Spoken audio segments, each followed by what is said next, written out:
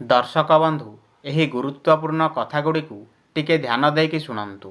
1 number, केबे भी भांगी जाइथिबा बासनरे किंबा भल भावे सफा होई नथिबा बासनरे खाद्य खाइबा उचित नुहे।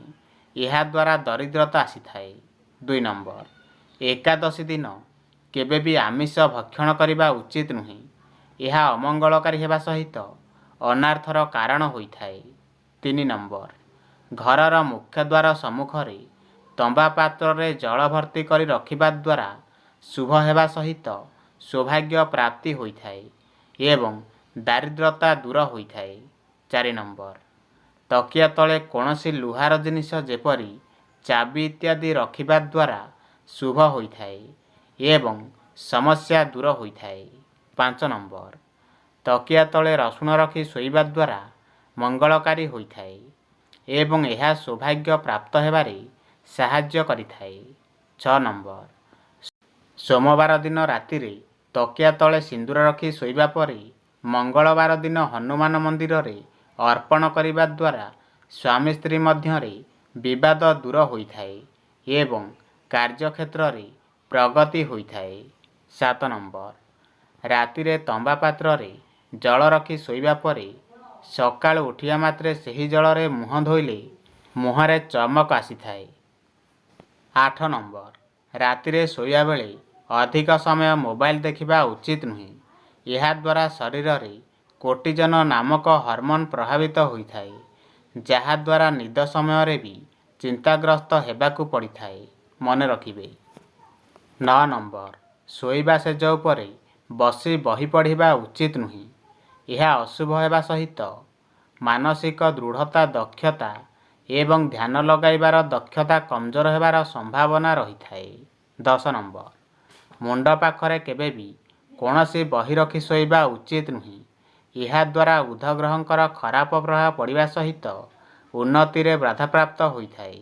11 नंबर, तुलसी पत्र तकिया तले रखी शोइबा द्वारा शुभ एवं मंगलकारी होइथाए ता सहित सकारात्मक शक्ति वृद्धि होइथाए।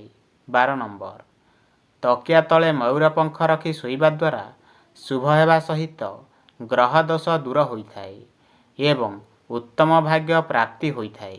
13 नंबर, नाकरे कला जाई रहिथिबा लोकमाने स्वाभिमानी होइथांती एवं जीवन रे प्रगति करिथांती। 14 नंबर, हातर पापुली मझिरे कला जाई रहिथिबा लोकमानंकर धनर अभाव होई नथाए एवं विवाह परे भाग्य उदय होइथाए। 15 नंबर, लोकमानक सहित सत्संगरे खाइबा समय रे अन्य माने खाई सारिया पर्यंत उठिबा अनुचित। यह अशुभ एवं अमंगलकारी होइथाए। 16 नंबर, भोजन खाई सारिबा परे केबे भी थाली रे हाथ धोइबा उचित नुहे। यह अमंगलकारी होइथाए एवं अर्णर अपमान होइथाए। 17 नंबर, भोजन केबे भी खट उपरे बसी करी खाइबा उचित नुहे। यह द्वारा स्वास्थ्य खराब हेबार संभावना रही थाए।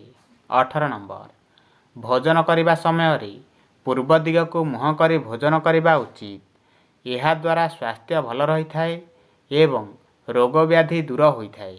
19 नंबर, दक्षिण दिग को मुख करी केबे भी भोजन करिबा उचित नुहे। यह अशुभ हेबा सहित आयु कम होइथाए। 20 नंबर, जेउ पुरुष लोकंक मथा चौड़ा होइथाए अथवा 4 आंगुळीरू अधिक होइथाए सेमाने भाग्यशाली पुरुष होइथांती।